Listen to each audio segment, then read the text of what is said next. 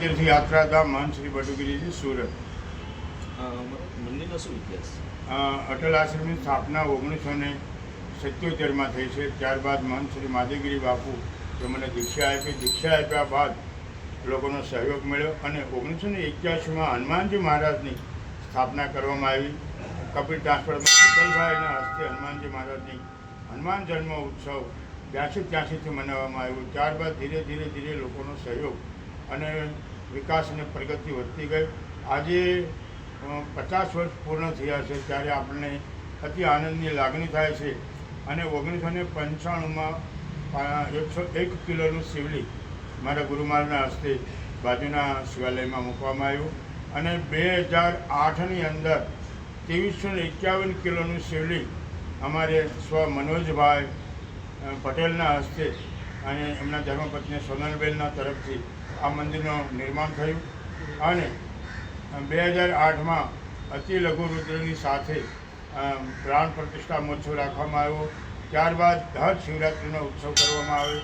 અહીં અટલ આશ્રમ અંદર ગૌશાળા, અન્નક્ષેત્ર, દર રવિવારે ખીચડી કઢીનો પ્રોગ્રામ તેમજ શનિ દેવતા, નવગ્રહ, 12 જ્યોતિર્લિંગ અને હમણાં 2026ની અંદર તારીખ 31 માર્ચથી 2 એપ્રિલ હનુમાન જન્મ ઉત્સવ છે। એની અંદર મા કામાખ્યા, ગુજરાતમાં પ્રથમ મા કામાખ્યાનું મંદિર નિર્માણ થઈ રહ્યું છે।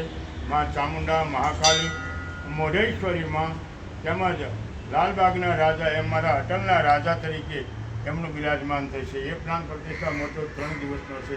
અને દરેક ભાઈ ભક્તોને હું સાદર આમંત્રિત કરું છું। સાથે આ વર્ષે 7000 કિલોનો એક લાડુ ધરવામાં આવશે। મિત્રો, 50 વર્ષ પૂર્ણ થયા અને 50 વર્ષ એક મહાત્માની તપસ્યા અને બલિદાન અને કઠિન પરિશ્રમ કરીને આ એક સંસ્થાનો વિકાસ કરવામાં આવ્યો છે। અને અત્યારે આપણે જોઈ શકીએ છીએ અટલ આશ્રમમાં ગૌશાળા, અન્નક્ષેત્ર, હજારો ભક્તો અહીં શનિ મહારાજને તેલ ચડાવવા માટે આવે છે। મન્નત રાખીને ભારત શિવલિંગથી અનેક લોકોના રોગો સારા થયા છે એવા ઘણા પુરાવા અને સાથે મળેલા છે અને લોકોનો ખૂબ જ આ અટલ આશ્રમ પ્રત્યેની, અટલ તીર્થ યાત્રા ધામ પ્રત્યેની આસ્થા અને શ્રદ્ધા હું બધા ભક્તોનું સાદર આમંત્રિત અને સાધુવાદ પાઠવું છું। આવો આપણે પણ સાથે મળીને અટલ આશ્રમનો વિકાસ અને પ્રગતિ કરીએ અને આ એક ગુજરાતનો પ્રથમ શિવલિંગ એમ ન કહેવાય પણ વિશ્વનું પ્રથમ શિવલિંગ અમારે લંડનમાં હેરોની અંદર પણ 216 કિલોનું શિવલિંગ પારાનું મૂકવામાં આવેલું છે। અમારા ખૂબ જ હૃદયના માન્યતા એવા રાજેશ્વર ગુરુજીના હસ્તે ત્યાં હેરોમાં ઇન્ટરનેશનલ સિદ્ધા આશ્રમ શક્તિ દ્વારા એક શિવલિંગ ત્યાં પણ મૂકવામાં આવેલું છે। વાગલધરાની અંદર પણ શિવલિંગ છે। આવી રીતે ગુજરાતની અંદર ઘણી જગ્યા પર શિવલિંગ છે અને એ દરેક પારાના શિવલિંગ છે અને અહીં 2351 કિલોનું શિવલિંગનું હર કોઈ જીવ માત્ર એની પૂજા કરી શકે છે। એવું નહીં કે ખાલી મહાત્માઓ અને પૂજા કરી શકે છે।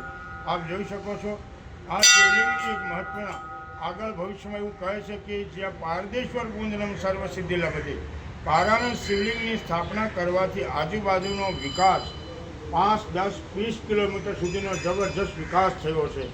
આ એક ભગવાનની એક કૃપા છે અને આજે અટલ આશ્રમ પાલ રોડ, હજીરા રોડ પર આવેલું છે। ત્યાં રાજન સિનેમાની સામે આરટીઓ ઓફિસ પહેલાં આજે આ જમીનનો વિકાસ, આ ગામડાનો વિકાસ આપ જુઓ તો 10 વર્ષ પહેલાં 1977માં 15 ફૂટની 7 ફૂટ કે 10 ફૂટનો રોડ હતો, એક બસ જઈ શકે અને મેં બધું નિહાળ્યું છે। અસંખ્ય કષ્ટો સહન કરીને આ એક સંસ્થાનો વિકાસ થયો છે। આપણે સાથે મળીને આ સંસ્થામાં સહયોગ આપી આની પ્રગતિ અને વિકાસ કરીએ। હવે મને ઈચ્છા છે કે એક નાનું એવું હોસ્પિટલનું પણ આયોજન કરી રહ્યો છું। એમાં પણ ડૉક્ટરોનો સહયોગ મને મળી રહ્યો છે અને ટૂંક સમયમાં એ પણ આયોજન અમે પાર કરશું। એ ભગવાનના આશીર્વાદ છે અને આ 31 માર્ચથી 2 એપ્રિલે જે ઉત્સવ થઈ રહ્યો છે એમાં જાહેર જનતાને, જાહેર ભક્તોને, સર્વને મારું સાદર આમંત્રણ પાઠવું છું। આવો આપણે સાથે મળીને આપણે સનાતન ધર્મના પ્રચાર કરીએ અને ધર્મ એક આદિ, અનાદિ અને અનંત છે। સનાતન ધર્મની કોઈ પણ તારીખ કે ડેટ નથી, એટલે એ અનંત અને અનાદિ છે। આપણે બધા ઋષિમુનિઓના સંતાનથી, દેવતાઓની આશીર્વાદ પ્રાપ્ત કરીએ। આવો શ્રાવણ માસ હમણાં ટૂંક સમયમાં આવ્યો છે, ચૈત્ર મહિનો ગયો છે। શિવરાત્રિમાં પણ ખૂબ જ પબ્લિક, કમસે કમ 20,000 પબ્લિકથી વધારે ભોજન ગ્રહણ કર્યું છે એવો મોટો ઉત્સવ હમણાં ગયો છે। અહીં ગૌશાળા અન્નક્ષેત્ર આદિવાસી વિસ્તારોમાં પુસ્તકનું વિતરણ, નોટબુકોનું વિતરણ તેમજ ગરીબ માણસોને અનાજની કીટો પણ આપવામાં આવે છે અને એનું અમે કોઈ પ્રચાર નથી કરતા. આજે મને જે કીધું છે એટલે હું આ જરાક માહિતી તમને આપું છું. દાન દઈએ તો ગુપ્ત દઈએ, જે ડાબા હાથને કે જમણા હાથને ખબર ન પડે. એવી રીતે જે અમને કંઈક પરમાત્માએ આપ્યું છે અને સાધુની જે દાન દક્ષિણા મળતી હોય એમાંથી બધાને એ વેચીને પરમાત્માને ધર્મ પ્રત્યે વાપરતા હોય છે. તો આવો ઉત્સવ થતો હોય અને અટલ આશ્રમને આજે 50 વર્ષ પૂર્ણ થયા હોય ત્યારે આ કાર્યક્રમને ખૂબ જ સાદગીપૂર્વક અને શ્રદ્ધાપૂર્વક આપણે એને ખૂબ જ ઉત્સાહિત કરીએ અને દરેક ભાઈઓ બહેનોને મારા હૃદયથી જય શ્રી રામ, ઓમ નમો નારાયણ.